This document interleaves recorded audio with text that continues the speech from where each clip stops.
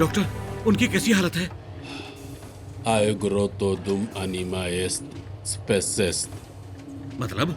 ये कह रहे हैं कि जब तक सांस चलती रहती है उम्मीद बाकी है। मतलब वो ठीक हो जाएंगे ना? अबोवे आंते अब असीनो रेत्रो अस्तूल तो अंधिका वेत्तो। तुम्हें हंसी आ रही है? कोई मजाक चल रहा है यहाँ पे? नहीं हाथापाई नहीं प्लीज। हम यहाँ 8 लोगों की जिंदगी की बात कर रहे हैं, समझे? बताओ वो कब ठीक होंगे, कैसे नहीं कह होंगे? सकते, शांत हो जाओ। अभी कुछ नहीं कह सकते, अभी बस इंतजार कर सकते हैं। किस चीज का इंतजार? हाँ, उनके अपने फैसले का। क्या मतलब है तुम्हारा? वो अभी जिंदा नहीं है, पर टेक्निकली मरे हुए भी नहीं है। अब वो खुद ही तय करेंगे कि वो जिंदा रहना चाहते हैं या नहीं। ये अब उनकी दिमागी लड़ाई है। ये फैसला इस वक्त उनके दिमाग में हो रहा है। तुम्हें कैसे पता? हमें पता है क्योंकि ये मेडिकल सेंटर इसी तरह के लोगों के लिए है जो बीच में अटके हैं, जो उस पार नहीं जा सकते और इस पार भी नहीं रह सकते, उनके लिए। तो अब क्या होगा? जितना मुझे समझ आया, अब उनकी अंतरात्मा ही सब तय करेंगी। जो इस दुनिया में जीना चाहते हैं वो रह जाएंगे, जो नहीं चाहते वो मर जाएंगे। मतलब मेरे हुजूर खुद अपनी जिंदगी का फैसला लेंगे, राइट? सिर्फ वो ही नहीं, बाकी सब भी। वो बार बार अपनी जिंदगी और उनकी गलतियों को सोचेंगे, सोच के परेशान भी होंगे। वो चीजों को वैसे नहीं देखेंगे जैसी हैं, बल्कि वैसे देखेंगे जैसे वो देखना चाहते हैं। इसको कहते हैं खोए हिस्से की पहेली। खोए हिस्से? क्या है ये खोए हिस्से की पहेली? जब आप किसी प्यारी चीज को खो देते हैं तो अंदर एक हिस्सा खाली रह जाता है, अधूरा छूट जाता है। उसी को पूरा करने के लिए अब ये सब कोशिश में लगे हैं। जिनका खोया हिस्सा पूरा हो जाएगा वो आगे बढ़ जाएंगे, और जिनका हिस्सा नहीं मिल पाया वो हमेशा के लिए यही रह जाएंगे। क्योंकि ये सब एक ही गोली के घाव से जुड़े हुए हैं, इसलिए इनके किए गए फैसले भी आपस में जुड़े रहेंगे। जो इंसान अपनी शादीशुदा जिंदगी में खुश रहा हो वो कभी इतने सारे लोगों को एक साथ मारना नहीं चाहेगा। पर मेरी तो शादी भी बर्बाद हो गई थी। फिर इन सबको मार के अपनी शादी बचाने के अलावा मेरे पास और कोई रास्ता नहीं था। फिर मैंने अपनी बीवी के साथ बैठकर बहुत सोचा कि क्या कोई रास्ता है कि हम अपनी शादी बचा लें। पर आखिर में फैसला हमेशा यही रहा कि इस शादी को नहीं बचाया जा सकता, क्योंकि अगर हमारी शादी बचाने लायक चीज होती तभी तो उसे बचाते।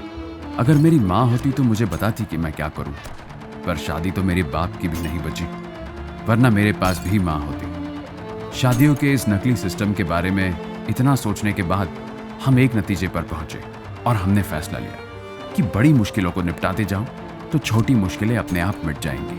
अगर इस दुनिया में दूल्हा और दुल्हन नहीं होंगे तो ये शादी का सिस्टम ही टूट जाएगा, और जब ये टूटेगा तब ये सड़ जाएगा और फिर खत्म हो जाएगा।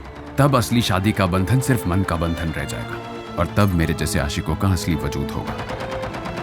कैसा लग रहा है तुम्हें अब? जैसा सोचा था उससे ज्यादा मजा आ रहा है। इन लोगों के चेहरे इतने डरावने हैं कि मौत खुद डर जाएगी। सही कहा है तुमने। किसी चीज का डर होना उस चीज के होने से भी बड़ा होता है। तो अब ये कि किसी चीज को वेस्ट करना अच्छी बात नहीं है, इसलिए इनके शादी का खाना हम जाया नहीं होने देंगे। पैक कर लो। हाँ, मैं प्लास्टिक बॉक्सेस लाई हूँ। बहुत समझदार हो तुम। तुमसे जितनी नफरत करो उतना कम है। मुझे जरा बताओ, मोटे लोगों के बारे में न्यूटन की थियरी क्या थी? कब से उस मोटी पे निशाना लगा रही हूँ, लग ही नहीं रहा। इसे ही तो कहते हैं कुदरत का नियम कि जो जितना भारी और मोटा होगा उतना ही तेज।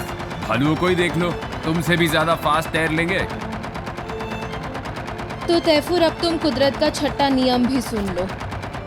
जब जब जो होना है वो होकर ही रहेगा।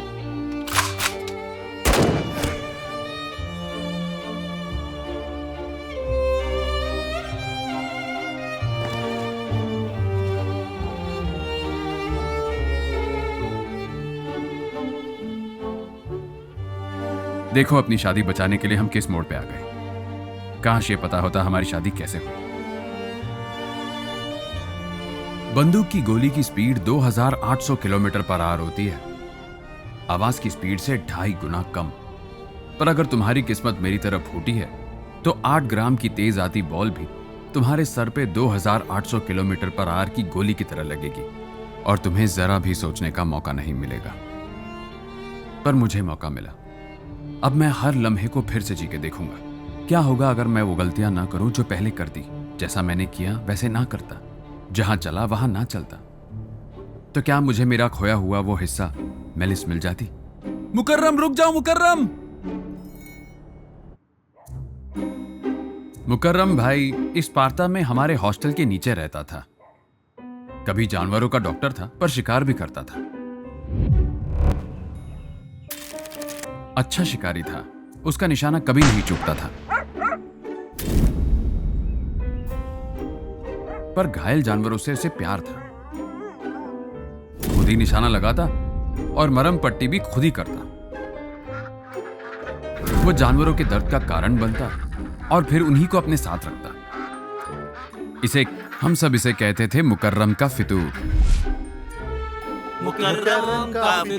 मुकर्रम का फितूर यानी दुनिया में सबके जीने का तरीका उल्टा है।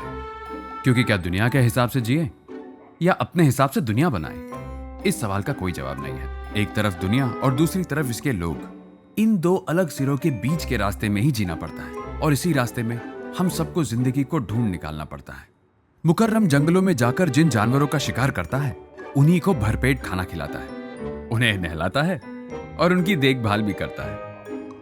मतलब मुकर्रम ने अपनी जिंदगी के खोए हिस्से को भरना पूरी तरह सीख लिया है। और इसका मतलब मुकर्रम का खोया हिस्सा मुकर्रम खुद ही है। अच्छी कहानी है। पहले तो कभी इतनी ज्ञान की बातें नहीं बताई। दिल की बातें दिल में ही रख लो तो बेहतर है, वरना आपसे तो कुछ भी बोलो आप मजाक में ही लेते हैं। हमने तो तुम्हें जर्नलिस्ट बनने के लिए भेजा था, तुम तो फिलोसोफर बन गए। किताबें छप सकती हैं, इतनी ज्यादा समझ आ गई है मुझे दुनियादारी की। पर क्या मरे हुए लोग किताबें पढ़ेंगे? ओ अच्छा, क्यों मरे लोगों का दिमाग भी मर जाता है? औरों का तो नहीं पता, पर मेरी खोपड़ी खा ली।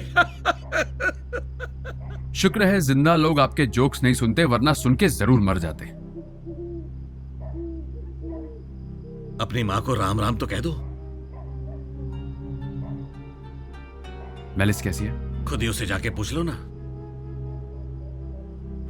नहीं, मुझे डर लगता है। मैंने उसे 2000 से ज्यादा लेटर्स लिखे हैं पर उसने एक का भी जवाब नहीं दिया। शायद तुम्हारा इंतजार कर रही हो। मेरा इंतजार कर रही है? पर क्या वो मुझे याद भी करती होगी? हाँ, कहीं वो मुझे बिल्कुल भूल ही गई हो तो मैं तो बिल्कुल बर्बाद हो जाऊंगा बाबा। तुम एक मरे हुए इंसान से अपने दिमाग में बात कर रहे हो, इससे ज्यादा क्या बर्बाद होगे? अगर किसी की मां की कब्र और उसके प्यार का घर आसपास ही हो और फिर भी ये नहीं पता कि कहां जाना है, इसका मतलब तुम कभी कहीं नहीं जा सकते। और कहीं गए ही नहीं तो वापस भी कहां आ पाओगे? आज एक खाली सूटकेस और एक डब्बा भर गुलाब जल के साथ मैं मेलिस के घर के सामने वेट कर रहा हूं और इसी तरह हमेशा उसके घर के आगे हर दिन इंतजार करता रहता हूं, बिल्कुल पागलों की तरह। कहीं मेरे अंदर का ये खालीपन मुकर्रम का फितूर ही तो नहीं?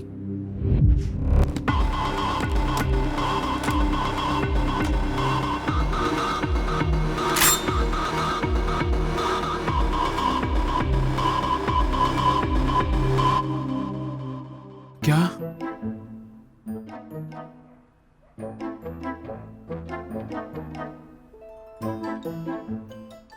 इस दुनिया में ना लोग गिटार के डब्बे में भी बंदूक लेके चलते हैं और किसी और का खोया हुआ हिस्सा भी एक कार में बिठा के ले जाते हैं। क्या कोई ऐसा मुकर्रम भाई भी हो सकता है जो आपके घावों पर भी मरहम लगा दे?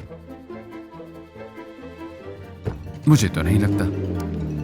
अब इसके बाद दो ही रास्ते बची।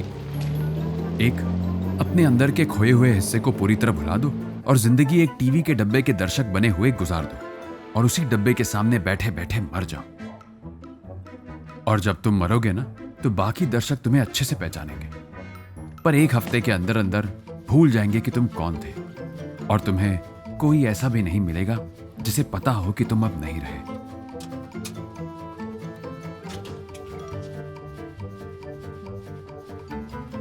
मेलिस। तैफूर, वेलकम बेटा। जी थैंक यू सेबहात आंटी। मैंने सुना कि तुम वापस आए हो, सोचा भूख लगी होगी तो ये बनाकर लाई हूँ। आप इतनी अच्छी हैं आंटी, इतनी तकलीफ क्यों की? अरे ये भरवा बैंगन है तैफुर, आज सुबह ही बगीचे से मैंने तोड़े। पूरा खत्म करना। हाँ,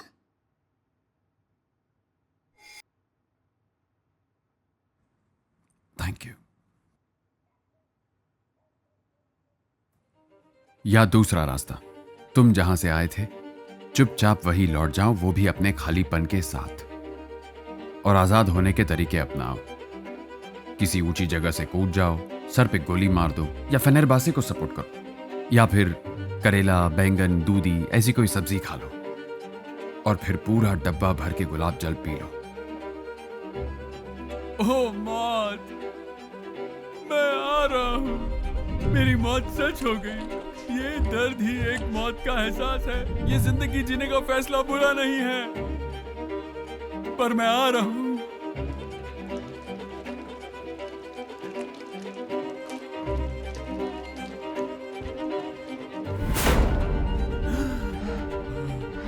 इस दुनिया में दिलो दिमाग के दर्द की कोई दवा नहीं है, बस कुछ केमिकल्स हैं जो सेरोटोनिन और डोपामिन बन के हमारे बदन के साथ खिलवाड़ करते हैं और हमें उल्लू बनाते हैं, और हम सोचते हैं कि सब दर्द कम हो गए। पर एक पूरी प्लेट करेला बैंगन खाकर और गैलन भर गुलाब जल पीकर जब हम फट के छटपटाते हैं ना, तो पता चलता है कि उससे लड़ने की असली ताकत हमारे अंदर ही है। मैंने अपने दिमाग की दुनिया में रहकर ये जाना कि इस दुनिया में जिंदा रहने के एक दो नहीं, बहुत सारे कारण मिल जाएंगे। बस उसे ढूंढने का हौसला बुलंद करना पड़ेगा, और ये काम हम खुद ही कर सकते हैं। अगर हम खुद को जानते हैं तो अपने खोए हिस्से को भी ढूंढ लेंगे, और अगर खुद को ढूंढ लेंगे तो वो हिस्सा भी मिल जाएगा। और एक बार वो हिस्सा मिल जाए ना, तो जिंदगी जीने की वजह भी मिल जाएगी। याद है हाजी बेताक्षी वैली ने क्या कहा था? गरम खाना होता है, थाली नहीं। ताकत दिमाग से होता है, सर के ताज से नहीं। जिसकी तलाश है ना, उसे अपने अंदर ही ढूंढो, जेरूसलम, मक्का या तीर्थ यात्रा में नहीं। नहीं तो नहीं, नहीं नहीं, 1000 बार नहीं। बकवास है ये मुझे सिगरेट पीते हुए ओरंगुटन की न्यूज़ नहीं चाहिए, नहीं पसंद मुझे। पर उन्हें धुआं करना पसंद है। उन्हें सेब की सुगंध अच्छी लगती है। मुझे खुद को सेब की गंध अच्छी लगती है। अगर आसिम कह रहे हैं कि नहीं छपेगा तो नहीं छपेगा। अगर हम इसे नहीं छापेंगे तो कोई और इसे छाप देगा। अगर वो छापते हैं तो छापने दो, उससे कुछ बदल जाएगा क्या? वो हमसे 10 गुना ज्यादा अच्छी तरह से खबर छाप सकते हैं। और नहीं तो क्या, देखना इस न्यूज को छापकर उनके जर्नलिस्ट अच्छी खासी कमाई भी कर लेंगे। हे ऊपर वाले। देखिए, मेरा वो मतलब नहीं था। हाँ, मैं समझ गया तुम्हारा क्या मतलब था। अबे तैफूर मेरे भाई। यकीन नहीं होता यार, यकीन नहीं होता कि वो मेलिस को उठाकर अपने साथ ले गया। और जानता है, ये सिर्फ इसलिए हुआ क्योंकि हम गरीब हैं। सारी मुसीबत की जड़ ये गरीबी है। मेरे भाई, गरीबी मुसीबत नहीं है। हमारी सबसे बड़ी मुसीबत है हमें हमारा हक ना मिलना, जो कि गलत है। एक लड़की के किडनैप होने की कहानी को साला तुम लोग कैसे खींच के अपनी गरीबी की कहानी पे लाते हो, मानना पड़ेगा। इतना सारा टैलेंट कहाँ से लाते हो तुम लोग? तो आखिर इतना खुश कैसे है भाई? उन्होंने मेलिस को किडनैप किया है। उन्होंने नहीं, उसने किया किडनैप। अच्छा, एक ही गुंडा था?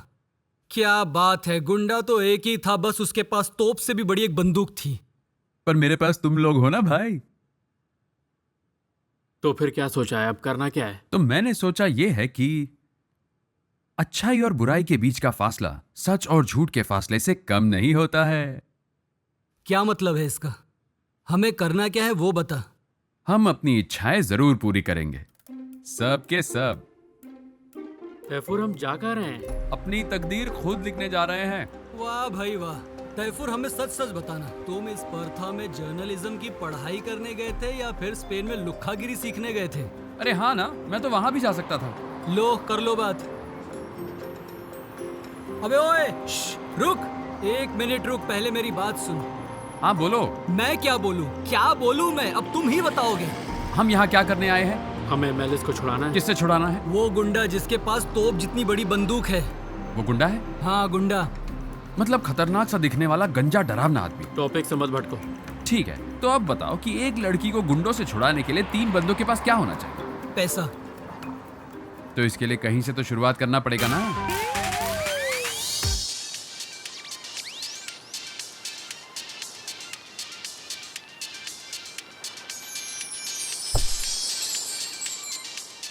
Hello, how are you? ये नई कार है क्या? बड़ी शानदार है।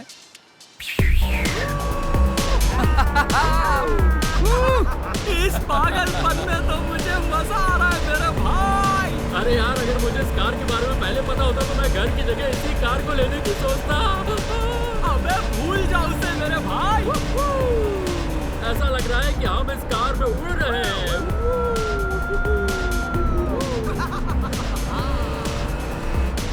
तैफूर, एक बात तो बताओ, तुमने उस अमीरजादे से कार कैसे ली? जैसे एक आदमी दूसरे से कुछ चीज ले लेता है, बिल्कुल वैसे ही। क्या मतलब?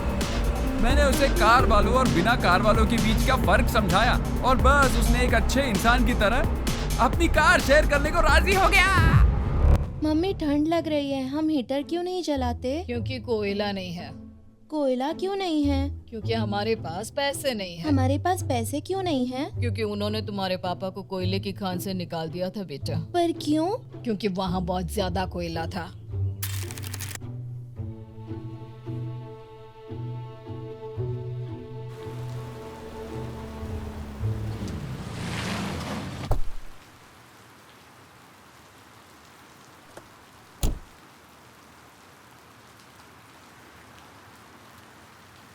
क्या हुआ भाई?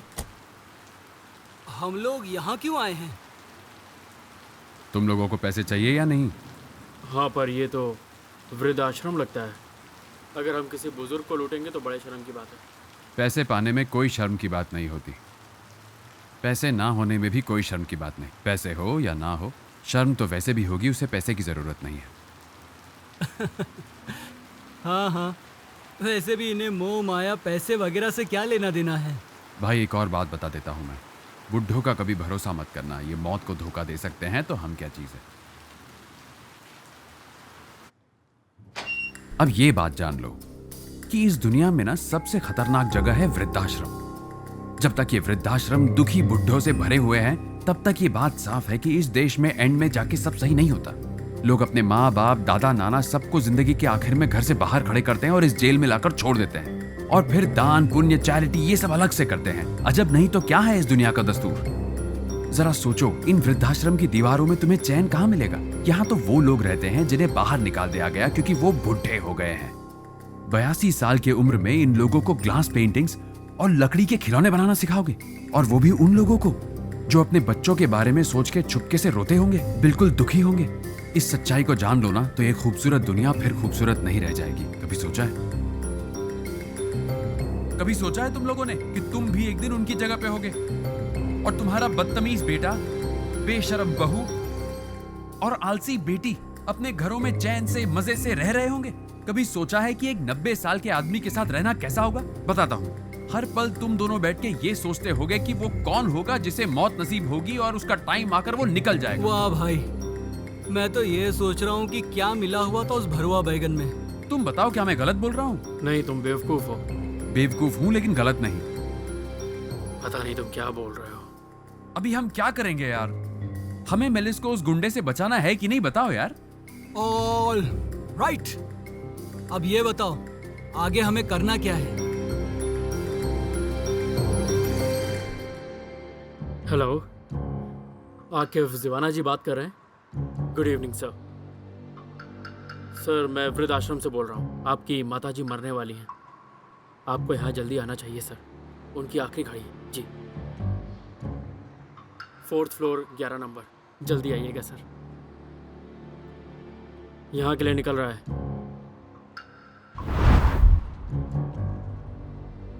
वो आ रहे हैं।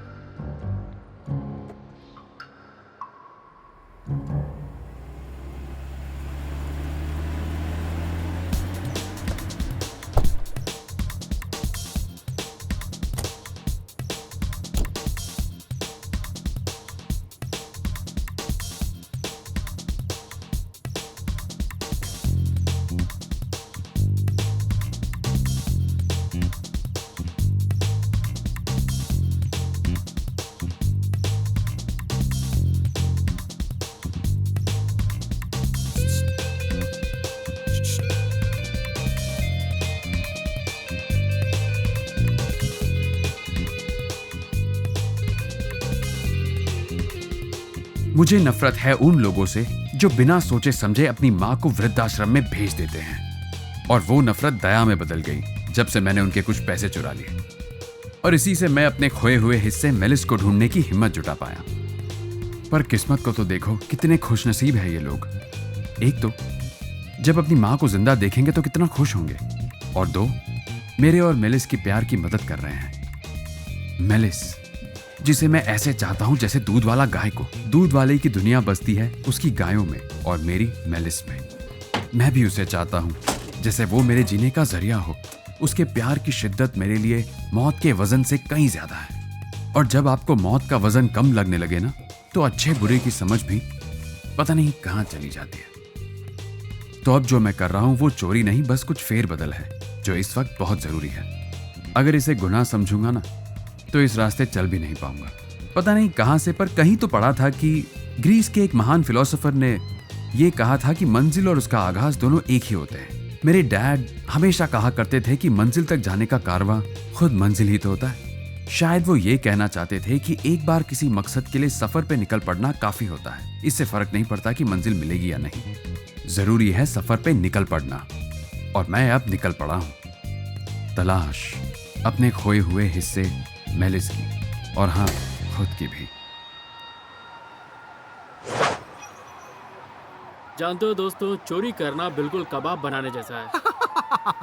ये सब तो तुम पे है भाई। किसको क्या समझ के क्या करते हो? इसको देखो तैफूर, तुम्हारा तो दिमाग बिल्कुल खाली, तब तुम्हें क्या हो गया? आसान भाषा में बोलूं, एक गोली से सब बदल गया। गोली? कौन सी गोली? चलो ठीक है, अब ये बताओ आगे क्या करना है? भाई, अब हमें उस गुंडे को ढूंढना है, पर हमें तो सिर्फ उसकी कार का मॉडल ही पता है। ऐसे में कैसे ढूंढेंगे हम उसे? जरा दिमाग लगाओ, कौन है वो इंसान जो 76 के मॉडल्स की कार के बारे में सब कुछ जानता हो? जरा सोचो। क्या है ये? हम सबकी सैलरी है। और मैं क्या करूं तुम सबकी सैलरी का? ये मेरे और मेरे दोस्तों के पास का बचा हुआ पैसा है। और बदले में तुम्हें क्या चाहिए? गैर कानूनी लोगों की कुछ जानकारी चाहिए। एक बात बताओ, तुम कैसे कह सकते हो मुझे उनके बारे में पता होगा? क्योंकि आसिम सर, आप एक जर्नलिस्ट हैं। आप ही को तो पता होता है कि अच्छाई कहाँ है और बुराई कहाँ। मिल गया। यही होना चाहिए, बिल्कुल यही है। तैफूर, ध्यान से देखो, यही कार है वो? जी हाँ। फिर तो काम से गए तुम। क्यों? क्योंकि ये तो चाइनीज सेलिम की कार है। चाइनीज सेलिम? वो कौन है? ये आदमी अपने दुश्मनों को चाइनीज तरीके से मारता है। ये मिहालिस का बड़ा माफिया डॉन है। कहाँ का माफिया डॉन है? पिछड़े मिहाली जी का डॉन। जिला इसकी शहर। तुमने पोजांती के बारे में सुना है? अब ये पोजांती क्या है? क्या हम पॉइंट पे बात कर सकते हैं? ये आदमी बहुत ही जालिम है और इसका मारने का जो स्टाइल है बिल्कुल चाइनीज है।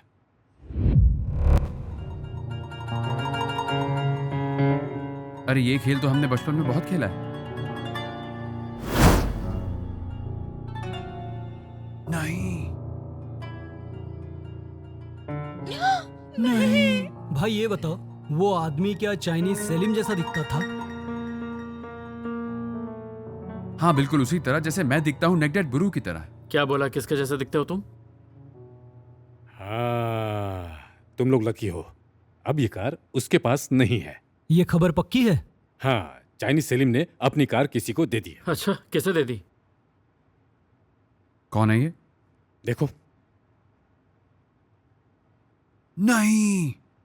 पहचानते हो इसे? नहीं।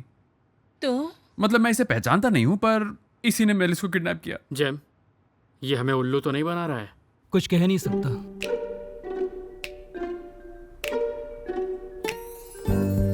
ये देखो, दुखी आत्मा फेरदी का कॉफी हाउस। तुम्हें क्या लगता है फेरदी भी अंदर है? मुझे कैसे पता होगा यार। उफ, क्या दिन आ गए हैं। हम एक अमीर ज़ादे की कार में छिपे हैं ताकि एक गली के गुंडे से मेरी मेलिस को छुड़ा सके। ये हो क्या रहा है? तुम्हें मुझसे दिक्कत है तो मैं चला जाता हूँ। नहीं, मेरा वो मतलब नहीं था।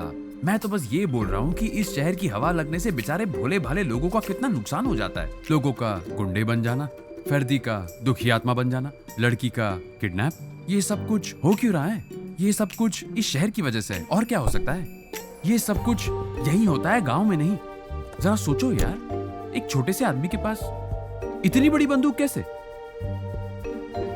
हे इस्तांबुल शहर, मैंने तुम्हारा क्या बिगाड़ा था? हाँ, तुम्हें कितना प्यार किया, कितना चाहा तुम्हें, पर अब बहुत हुआ। छोड़ो मुझे, अब मैं यहाँ से जा रहा हूँ, पर तुम खुश रहना, ठीक है? अब मैं इस जगह रहूं या ना रहूं, या मैं मर ही जाऊं, तुम मजे में रहना। ये लो, दुखी आत्मा फर्दी की कार आ गई। वो दुखी आत्मा फर्दी है और दुखी मेलिस। अब ये दुखी मेलिस कौन है? मेलिस। 6 साल बाद जब तुम पहली बार अपने प्यार को देखते हो ना, तो तुम्हारी दुनिया फिर से रोशन हो जाती है और फिर से सारी सच्चाई तुम्हारे सामने आ जाती है कि कैसे भद्दे हाथों, भद्दे पैरों और गंदी शक्लों वाले लोग तुमसे तुम्हारे खोए हिस्से को दूर कर देना चाहते हैं। कभी कभी ऐसा लगता है शायद हम खुद ही ये सब मुसीबत मोल लेते हैं ताकि भागा दौड़ी लगी रहे। तो क्या मुकर्रम का फितूर सच में होता है? मेलिस, चुप हो जा मेरे भाई। तुम्हें पता है नेपोलियन ने क्या कहा था? अगर पैसे के बारे में कुछ कहा था तो बिल्कुल सही कहा होगा। वो नेपोलियन ने नहीं कहा था, उसने कहा था कि हो सकता है एक छोटे से एटम की वजह से मेरी मौत हो जाएगी, पर उस दिन तक पूरी कायनात या इसका कोई भी हथियार मेरा कुछ भी बिगाड़ने के लायक नहीं हो सकते। यलगार हो! चलो मेलिस!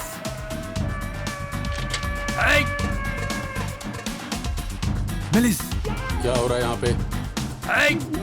तैफूर नहीं! रुको! क्या कर रहे हो तैफूर? रुक जाओ!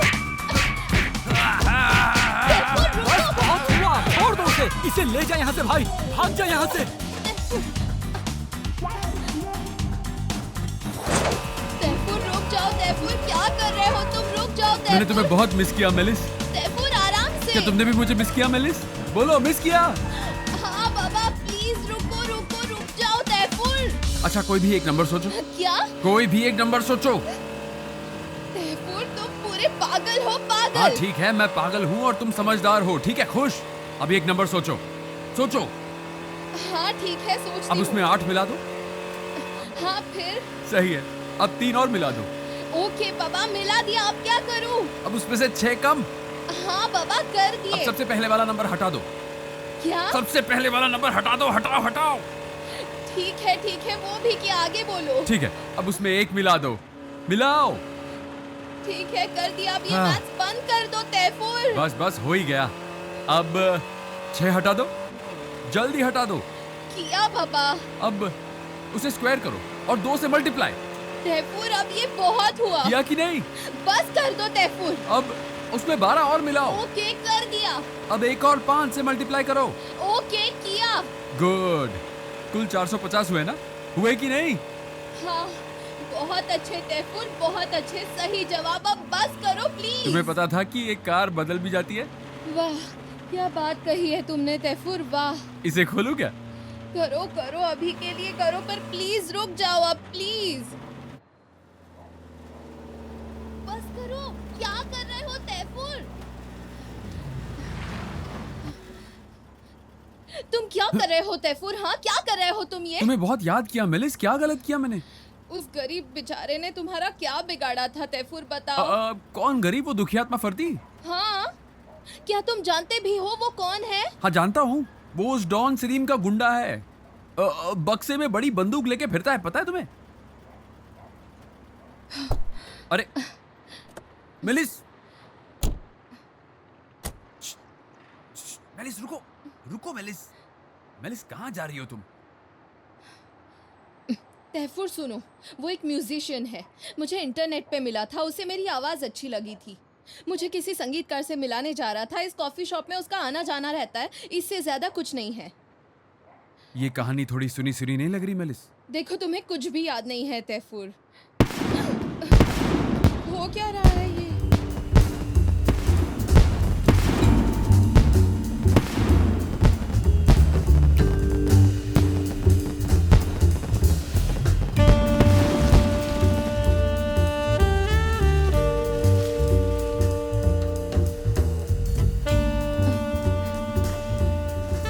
देखो।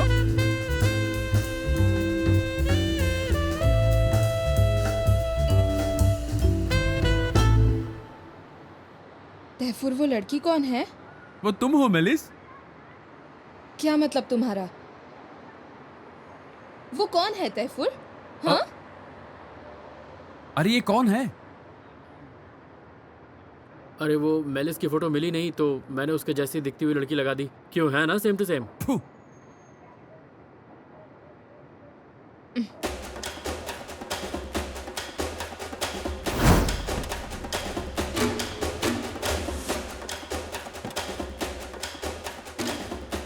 हाँ, ये तो चाइनीज सलीम है।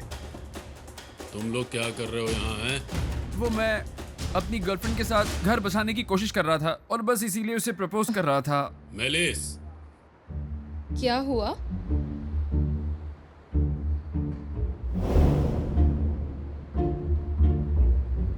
तुम मेरी बीवी पर लाइन मार रहे हो? अब जिंदगी इस मुश्किल दौर पे आ गई है कि शुक्र है कि वो मेरे साथ है। उसका प्यार मेरी जिंदगी में खुशी पाने का एक ही जरिया है। उससे दूरी नहीं सह पाया, यही वजह है कि मैं इस्पार्ता चला गया था। पर वहां नहीं जाता तो कभी मुकर्रम के फितूर के बारे में पता ही नहीं चलता, और अगर नहीं पता चलता तो ये भी नहीं जान पाता कि शिकार भी शिकारी को मार सकता है। पर दोनों भी तो असली नहीं है। दोनों का वजूद बस एक दूसरे से ही है। मतलब दोनों के वजूद को मुकम्मल करने के लिए दोनों की जरूरत पड़ती है। अगर कुछ होना होता है तो हो ही जाता है। ये तो कुदरत का छठा कानून है। जानकार कहते हैं कि पहले जिंदगी तब बदलती है जब उम्मीदें टूटती हैं। अब इन सब का यही मतलब है कि मुझे चाइनीज सलीम को मारना होगा। अब मैं अपनी जिंदगी मेलिस को बचाने के लिए अपनी जिंदगी ही दांव पे लगाने जा रहा था। मैं, मेरे दोस्त और मेरी प्यारी मेलिस सब मुकर्रम के फितूर का हिस्सा बन गए हैं। अब कोई शक नहीं रहा कि मेलिस ही मेरा खोया हुआ हिस्सा है। ये क्या कर दिया हमने? क्या मैंने उस औरत को मार दिया? ये सब हुआ कैसे? अब तो ये बात सारी दुनिया को पता चल जाएगी कि हम लोगों ने उस चाइनीज सलीम की वाट लगा दी।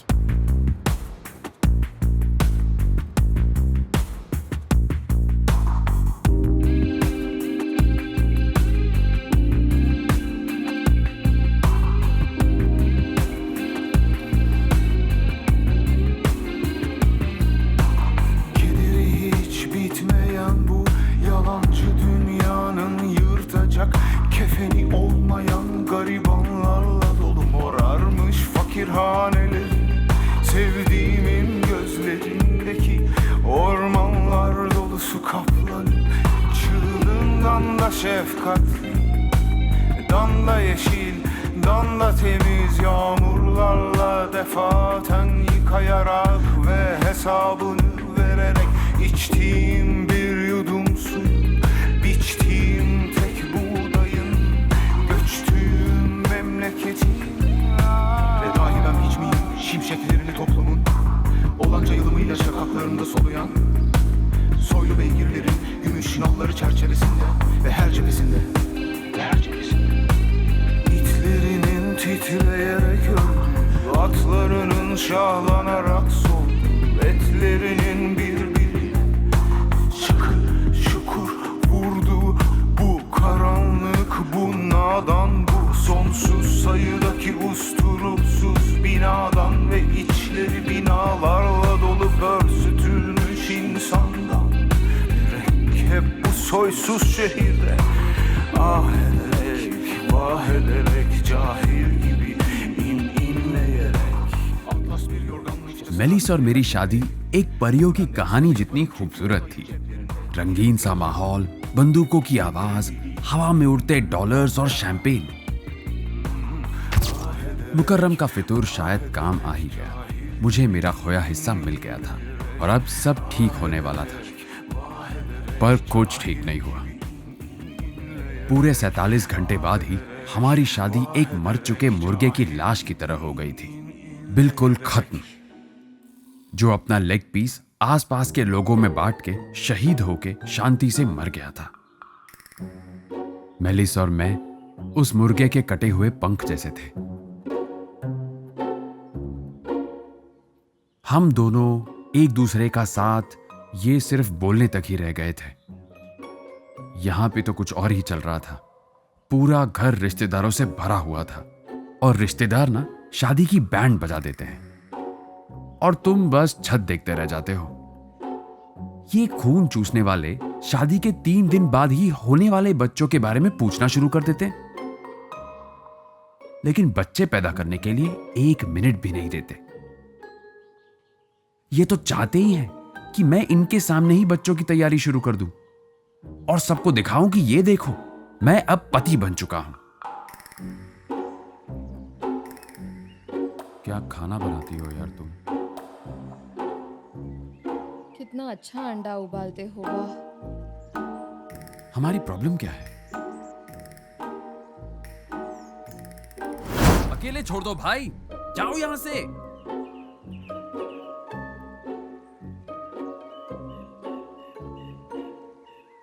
मेरी मां की आवाज उतनी ही खूबसूरत थी जितना कि तुम हो।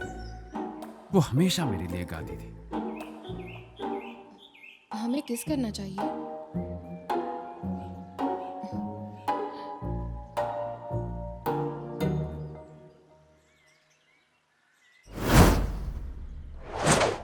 अब मैं क्या करूं बाबा? मुझे क्या पता, शादी तो तुमने की है। बाबा आखिर दिक्कत क्या है तैफूर? मेलिस मेरा खोया हुआ हिस्सा नहीं है बाबा। इसका जवाब अपनी माँ से पूछ के देख लो। आपको लगता है हमें इस रिश्ते को बचाना चाहिए? लगता है रिश्ता जैसी कोई चीज है ही नहीं। ऐसा लगता है जैसे मेरा खोया हुआ हिस्सा मेलिस है ही नहीं। शायद तुम्हें थोड़े रोमांस की जरूरत है। कुछ एक्साइटिंग सा करो।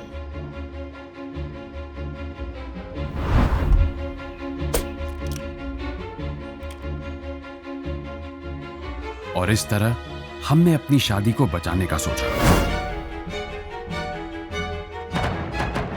पहले सबसे करीबी लोगों को मारेंगे, पहले बदले की प्रैक्टिस करेंगे, साथ में ऐसे प्लान्स बनाएंगे तो प्यार बना रहेगा।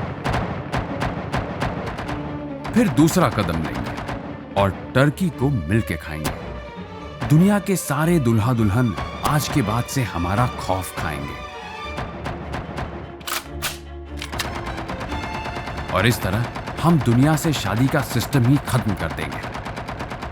हम इस दुनिया को इस बीमारी से आजाद कर देना चाहते थे ताकि लोग हमें याद रख सकें।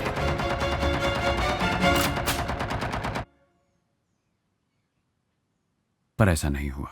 हम कुछ भी नहीं कर पाए। शादी का सिस्टम तो खत्म नहीं हुआ, बस अब खुद को इससे आजाद करने की बारी थी। Good luck. तुम्हें भी।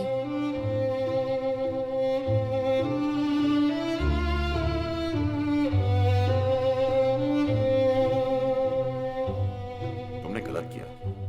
तलाक क्यों? तुम मेरी बहन नहीं हो सकती। आज के बाद फिर बताना।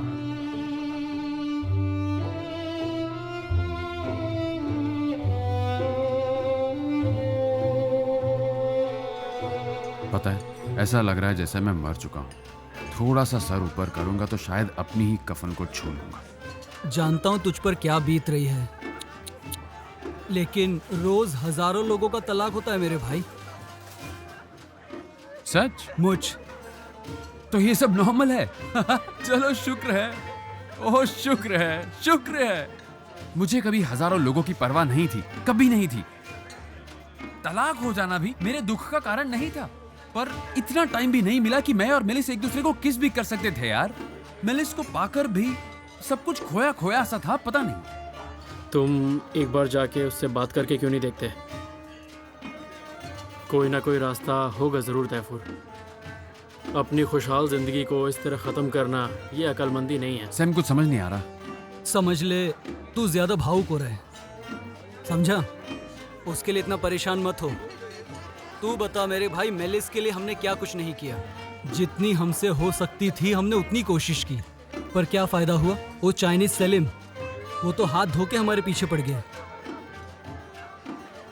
अब तो दुखी आत्मा फैदी भी हमें ढूंढ रहा है। देखो दोस्तों, हम सब ने मिल के इतनी बार कोशिश कर ली मगर कुछ भी सही नहीं हो रहा। ओ, ये क्या चल रहा है यार? इतने समझदार भी मत बनो तुम दोनों। तुम्हें क्या पता मेरी मर्ज की दवा क्या है? मुझे मेरा खोया हुआ हिस्सा चाहिए, मुझे उसे पूरा करना है, मुझे मेलिस से बात करनी है। शायद उसका चेहरा भी ना देख पाऊं मैं आगे।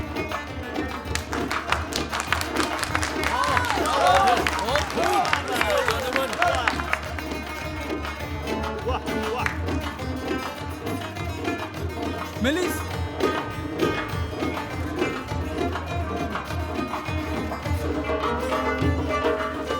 मेलिस तुम यहाँ क्या कर रही हो? नाइट क्लब्स में काम करती हो तुम मेलिस?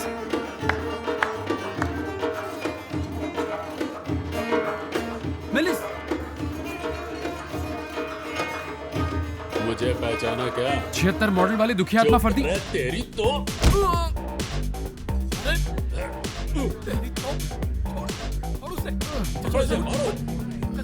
मारो इसे, बाहर निकालो।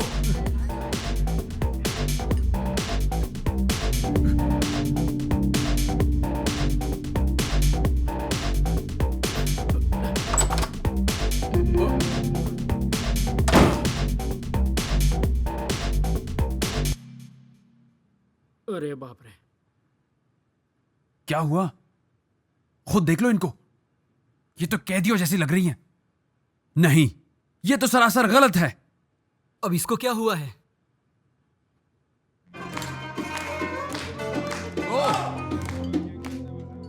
इस जगह का मालिक कौन है? हाँ, कौन है यहाँ का मालिक? सामने आओ। तुम्हारी हिम्मत कैसी हुई इन्हें कैद में रखने की? किसकी जगह है ये? सामने आओ, इसी वक्त आओ, अभी। मैं तुम्हारा इंतजार कर रहा हूं। ये मेरा इलाका है। भागो।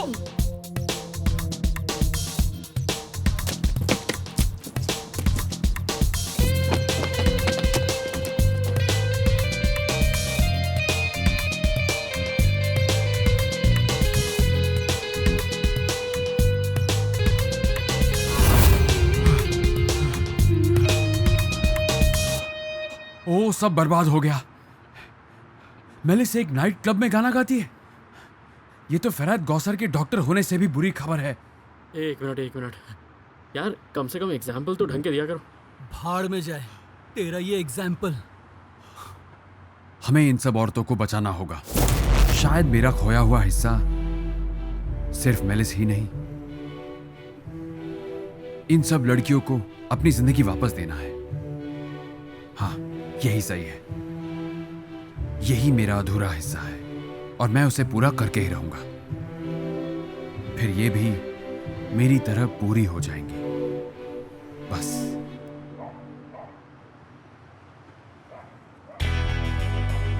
तैयार हो जाओ, हमें निकलना है। गुस्सा आता है जब एक ही बात को समझाने में भी लोग इतना टाइम लेते हैं।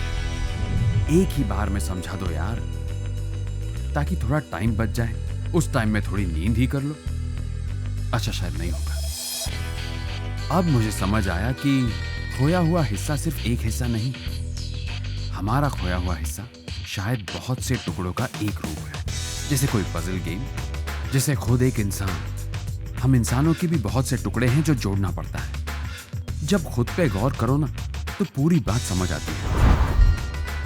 हमारा खोया हुआ हिस्सा बहुत सी चीजों से जुड़ा हुआ रहता है, पर हमें लगता है शायद परेशानी सिर्फ एक ही चीज से जुड़ी हुई है। बस यही चीज पागल कर देती है। लोग सिर्फ एक ही चीज के पीछे भागते हैं। हम जिंदगी में हमेशा भागते, दौड़ते, गलती करते रहते हैं। पर जिंदगी के मायने जानने के लिए, अपने खोए हुए हिस्से को ढूंढने के लिए कभी कभी सिर पे गोली खानी भी जरूरी होती है। मैं बस ये उम्मीद करता हूं कि आपको गोली ना खानी पड़े।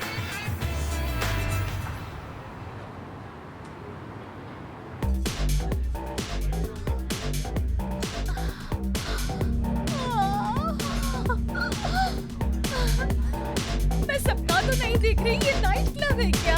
हाँ, क्यों? ये तो गजब जगह है, बहुत अच्छी लगी।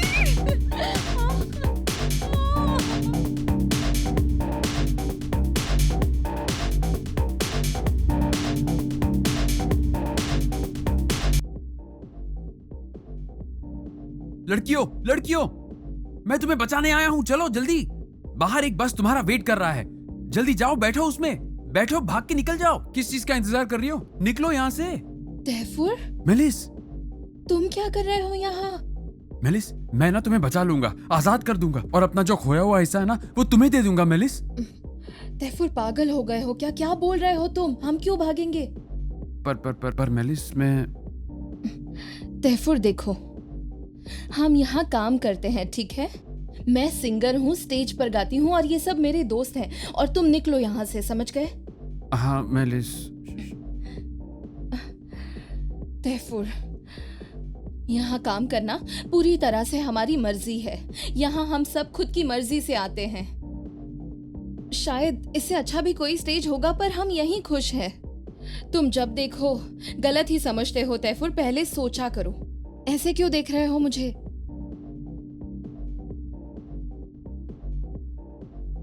हर बार जैसा तुम सोचते हो वैसा नहीं होता तैफूर। हमेशा तुम ही सही नहीं होते। अब जाओ।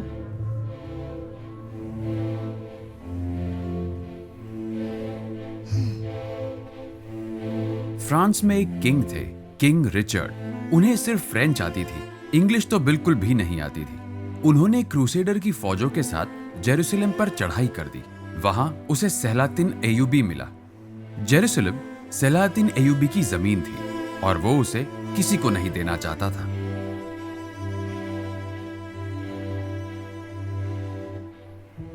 फिर किंग रिचर्ड और सलातिन के बीच जो जंग हुई उसका तो इतिहास गवाह है।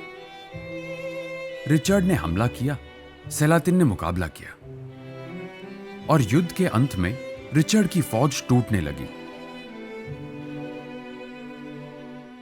युद्ध बहुत लंबा चला और सलातिन की गोली से रिचर्ड का अपना घोड़ा मर गया, खत्म हो गया। इंग्लैंड का राजा अब बिना घोड़े के ही रह गया। सलातिन के खबरी ने यह खबर उस तक पहुंचाई।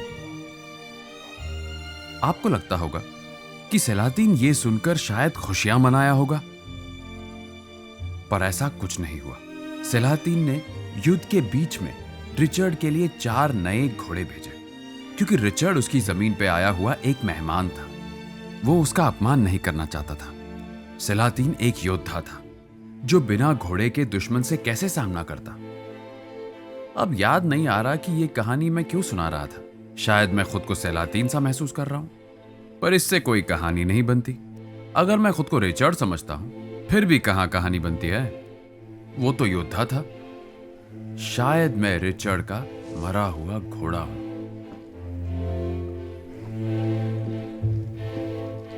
हां, मैं वही शहीद हुआ घोड़ा हूं। और सब घोड़ों की तरह मैं भी ये मान नहीं पा रहा कि मैं मर चुका हूं। 1 मिनट रुको, मुझे क्या पता युद्ध के बारे में, मुझे तो लड़ाई पसंद नहीं। बस अब बहुत हुआ। मैंने खुद से लड़ने की बहुत कोशिश की।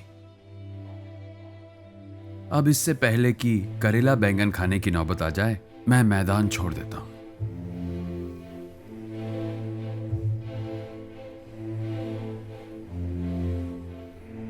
तैफूर,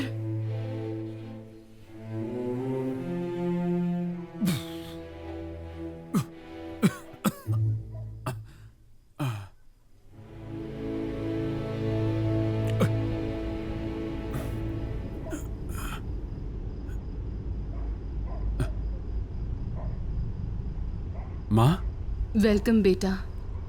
आपको भी वेलकम माँ। तुम अब भी मुझसे नफरत करते हो बेटा?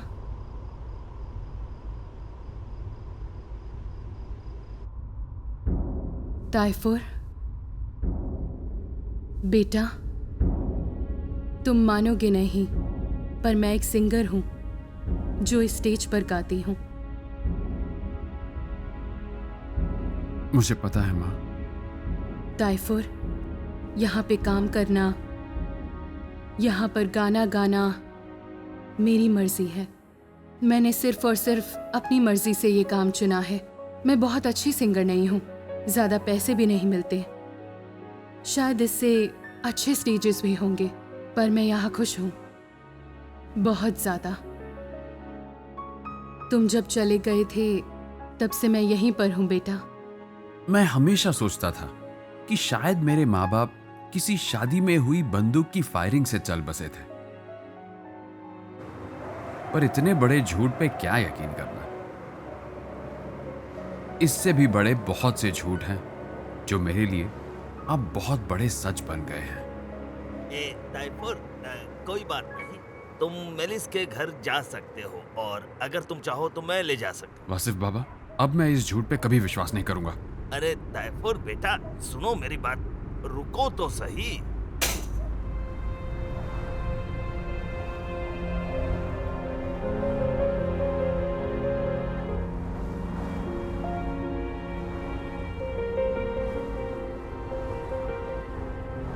माँ,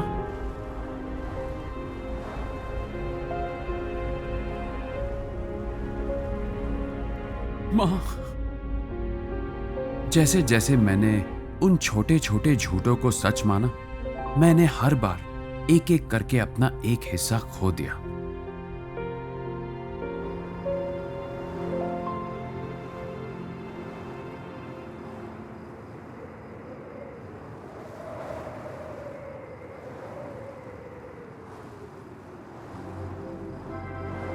पर किसी ने यह नहीं बताया कि एक टुकड़ा ढूंढो तो बाकी सब भी मिल सकता है। मैं फिर उसी पहले टुकड़े से शुरुआत करता, पर किसी ने यह बताया ही नहीं। मुकर्रम ने भी मुझे नहीं बताया। सब ने हमेशा बाहर का ही रास्ता दिखाया। उन्होंने सही जगह पर ध्यान देने की बात कभी नहीं की, उस टुकड़े को ढूंढने की जिसके खोने से सबसे ज्यादा दर्द होता है। शायद किसी को पता ही नहीं था, शायद वो चाहते ही नहीं थे कि मैं ये देख पाऊं। जो बोल पाते हैं वो बताते नहीं, और जो बताते हैं वो जानते नहीं।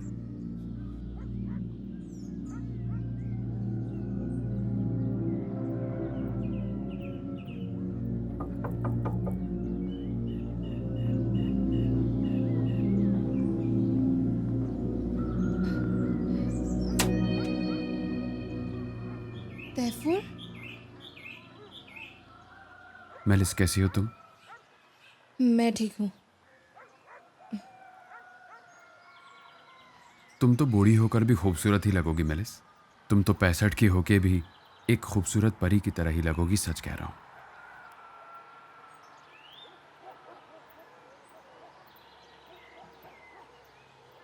हम एक साथ बूढ़े हो सकते हैं, तब तुम यही सब मुझसे कह देना। और अगर साथ में खुश नहीं रहे तो साथ में ना खुश रह लेंगे तैफूर।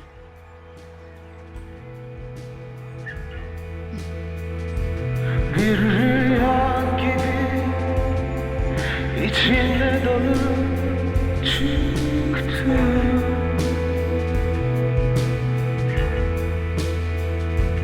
Uykusuzluk başıboş sarhoşum.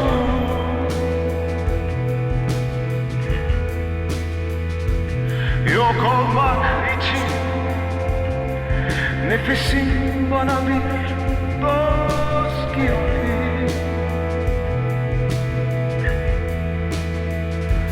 Zor duyulan sesler gözümün önünde şimdi. Ama sen gidiyorsun.